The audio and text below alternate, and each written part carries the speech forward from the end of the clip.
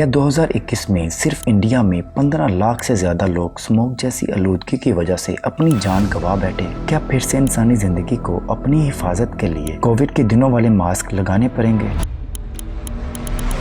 Welcome to news neutral.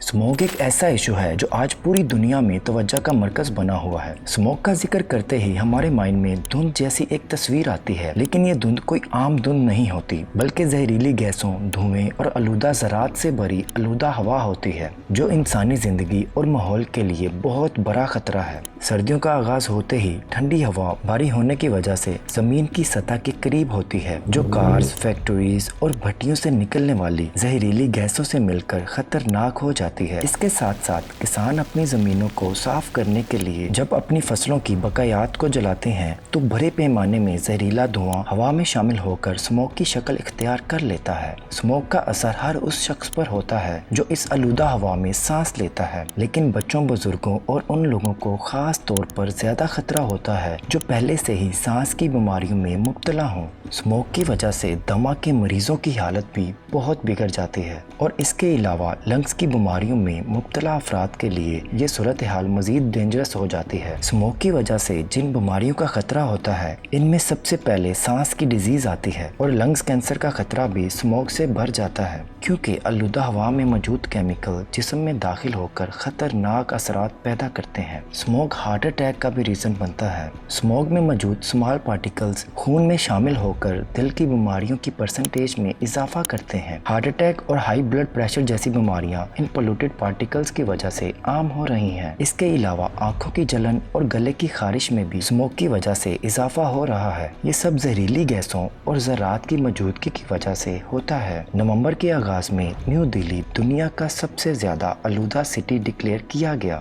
جس کے بعد لاہور کا نمبر آیا، اور یوں دو ساؤتھ ایشیا کے سٹیز دنیا کے موسٹ پولوٹڈ شہر بن گئے۔ اس آلودہ انوائرمنٹ کی وجہ سے دونوں شہر انسانی زندگی کے لیے خطرناک بن رہے ہیں۔ برٹش میڈیکل جورنل دی لینس نے اپنی حالیہ رپورٹ میں اندازہ لگایا ہے کہ 2021 میں صرف بھارت میں فضائی آلودگی کی وجہ سے 16 لاکھ افراد ہلاک ہوئے، اور ایک رپورٹ کے مطابق ساؤتھ ایشیا، جو دنیا کے سب سے زیادہ آلودہ علاقوں میں سے ایک ہے، میں بڑھتی ہوئی ایئر پولوشن سے ایوریج ایج میں 5 سال سے زیادہ کی کمی ہو سکتی ہے۔ اسموک کا ٹائم سپین اتنا بڑھ چکا ہے کہ اس کو پاکستان اور انڈیا میں ایک سیزن کے طور پر تصور کیا جا رہا ہے۔ جی ہاں، بہار، گرمی، برسات اور سردی کے ساتھ ساتھ اسموک کے اس بڑھتے ہوئے ٹائم کی وجہ سے اسے ایک سیزن کے طور پر دیکھا جا رہا ہے۔ وہ الگ بات ہے کہ باقی تمام سیزن قدرتی طور پر ان ملکوں میں پائے جاتے ہیں، جبکہ یہ اسموک کا سیزن انسان کے اپنے کاموں کی وجہ سے بنا ہے، اور یہ سیزن باقی سیزن کے برعکس انسانی زندگی کے لیے بہت خطرناک ہے۔